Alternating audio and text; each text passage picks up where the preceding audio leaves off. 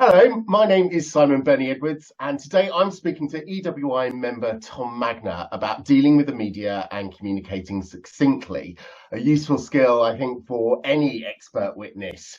So, Tom, you're a consulting forensic engineer, but you're also an experienced radio and TV broadcaster and media officer. So, can you start by telling us a little bit about that experience?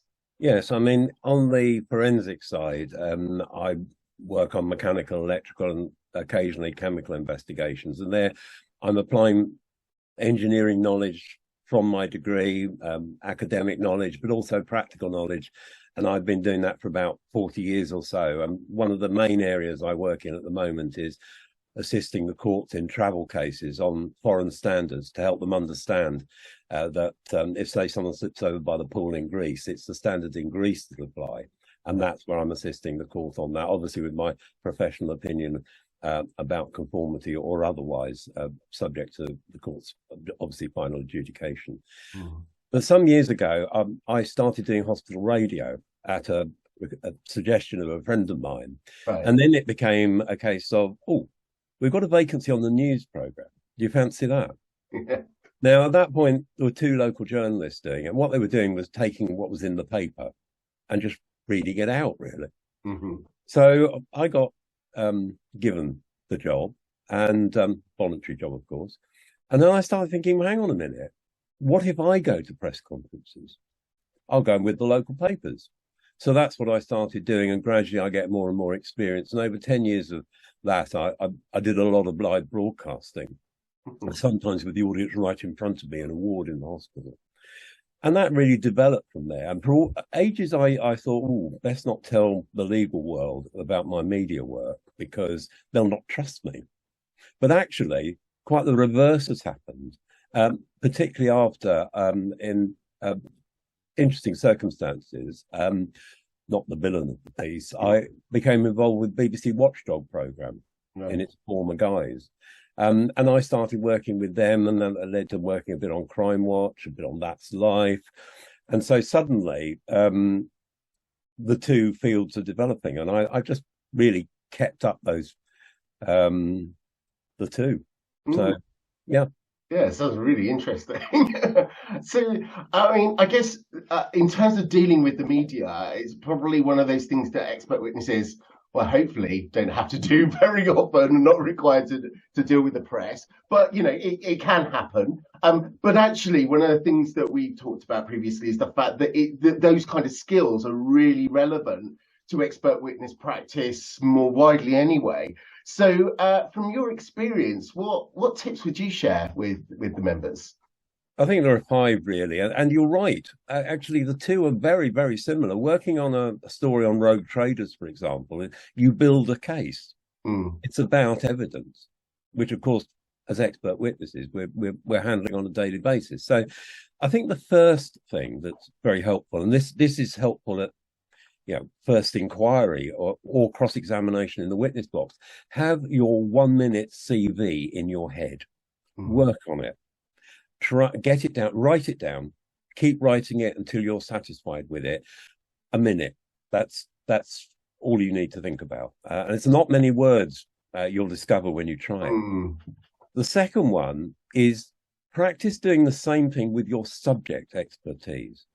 Try and work out a 1 minute summary of your expertise, because this will make you think about every single word. So it's a good skill anyway to have, but being simple, accurate, brief, and to the point is really, really essential in expert witness work, as it is when I'm broadcasting, for example. You'll find that 1 minute is a lot about this. We'll come back to another minute in a minute. Don't underestimate your audience. I mean, there are occasions when you might feel you need to overestimate them. Yeah. But basically, don't underestimate your audience. Look at your audience. So, in court, obviously, your audience is the judge.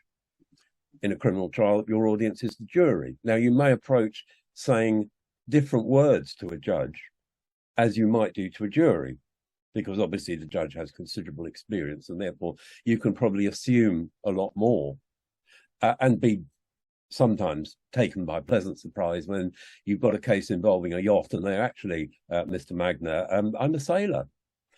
And suddenly you think he probably knows more than I do. So you've got, jokingly, of course, but and what I'm trying to say here is, think of your audience.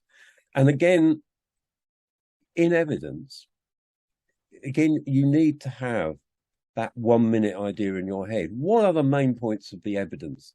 And what are the main points of those who oppose the party by whom I'm instructed?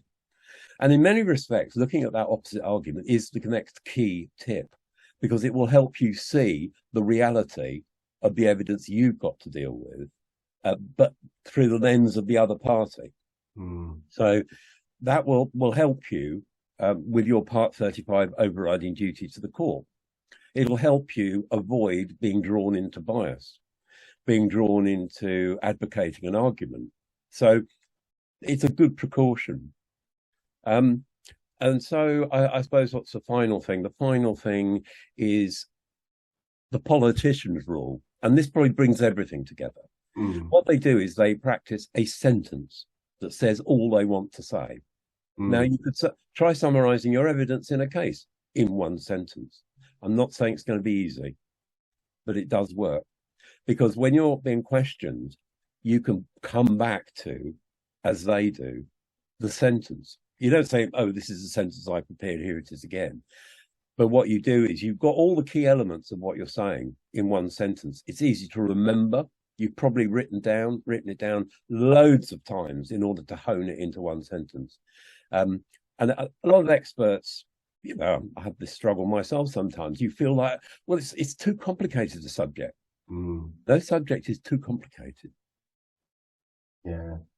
But I think that's really, really good advice. Just having a really clear view about what that message is that you need to get out, and having that off the top of your head, and kind of like practicing that time and time again so that it just trips off the tongue without even having to think about it, I think is absolutely crucial, isn't it?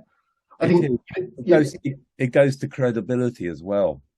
You're able to explain complex issues in a very simple but accurate way. Your credibility is at its highest. Yeah. So would you say, I mean, if we said, of all the things that you've talked about there, the key thing, if anyone took anything away from this recording, what would that one thing be that, whatever they do, this is what you've got to think about going forward? Well, whatever you're doing, think about it as a minute, because it doesn't matter whether you're talking about your expertise, the issues in a case. It's all about that brevity, clarity, and accuracy. Fantastic. Do you know what? I think following that, we should be challenging everyone now that's watched this to go away and actually practice doing that. Think about how you can talk about your CV in a minute. I certainly know from conversations that I've had with people where people say, "Oh, tell me what you've done in the 10 minutes later. I'm still talking about my CV." Actually, you think about how you do that, and certainly that one about a minute for your expertise, how you encapsulate that to give people that kind of golden nugget that really speaks to what it is that you do and what you offer. I think that would be fantastic. So yeah, go away and practice that. I challenge you. Tom, thank you so much for your time today. Really helpful. And perhaps this is something we can explore in more detail at a conference or another session if people are interested. So thank you very much for your time. Pleasure. Thank you, Simon.